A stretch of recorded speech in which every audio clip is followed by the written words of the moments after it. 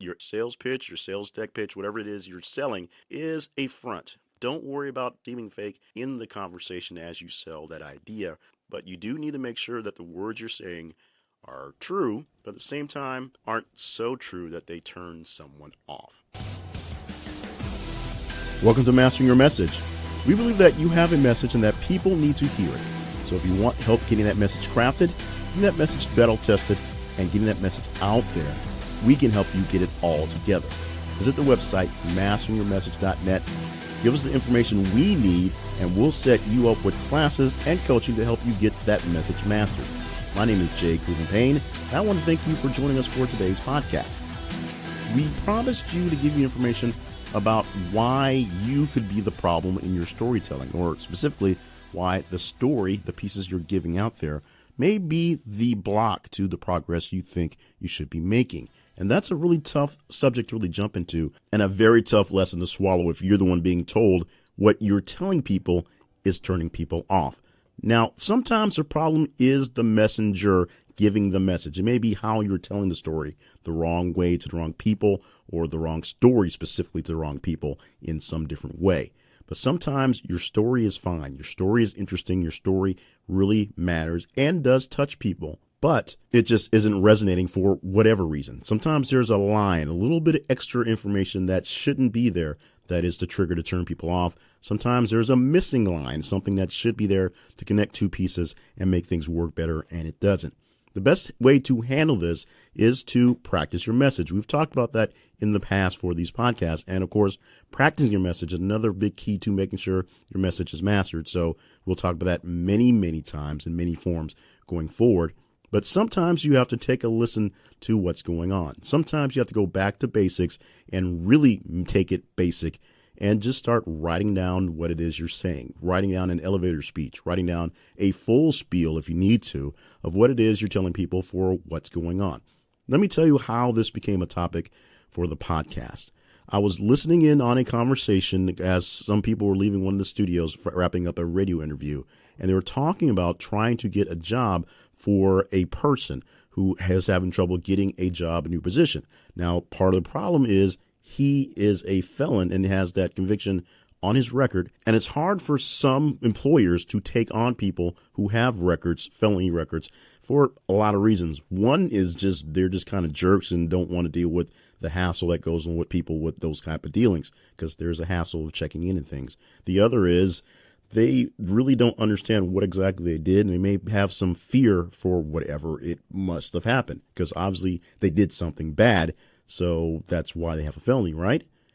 And so the message going back and forth by the person who keeps applying for jobs and applying for things, a very highly skilled person who made a mistake, a very stupid mistake that he's paid for, now is having trouble moving on as a productive member of society in his new life, a much smarter and cleaner life because of the mistake from the past. Talk show host is a business person who works with a lot of different types of people in the community, and he gave some suggestions to what he should do about the person trying to get the job. And the biggest one was just check out whatever he's saying and make sure he's saying the right things and not saying the wrong things. Because sometimes when you have something as serious as a felony or something in your past, you can overemphasize what it was in your past that was such a bad thing and not emphasize that you've moved on and you do much better things. You're not that person anymore. It's a simple check on what you're saying. Is he overstating, overplaying his felony conviction because he wants to make sure that they know about it? Or is he underplaying it? Is he not saying enough about what happened and how he got past it? And that's a question that he gave to the people to give to him to move on with that. And that's essentially what I'm offering up to you right now. How you are presenting yourself, how you are telling your story, how you are selling your idea to people might be the problem in not getting that idea sold, getting yourself sold, getting whatever it is you're trying to get across. So listen to the words that you're saying a few times and listen to how you react to those words. Write down the words that you're saying and practice them. Write them down and move a couple around and move a couple pieces around.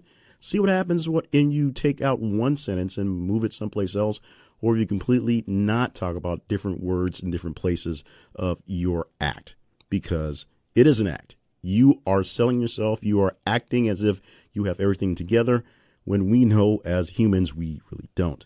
So your elevator pitch, your sales deck pitch, whatever it is you're selling is a front, and everyone knows that. So don't worry about being fake or seeming fake in the conversation as you sell that idea or whatever it is you're selling. But you do need to make sure that the words you're saying are true, but at the same time aren't so true that they turn someone off. Now, what happens if you do turn someone off with that message, with that story you told, and now you have to fix it in a second iteration? How do you make a second impression work out for the best when the first impression does not go so well? We'll talk about that in the next edition of this podcast, so make sure you stay tuned for that. But for right now, thank you so much for being a part of this episode. Now that I've delivered my message today, check out the website masteringyourmessage.net. We're going to help you create, craft, and of course, master your message. There are free materials as well as paid courses and personal coaching services to choose from, but we can't help you get started on your journey to message perfection until you visit us at masteringyourmessage.net. Don't forget to subscribe to the podcast, leave a rating or review, and share it with some friends who are also looking to master their messages.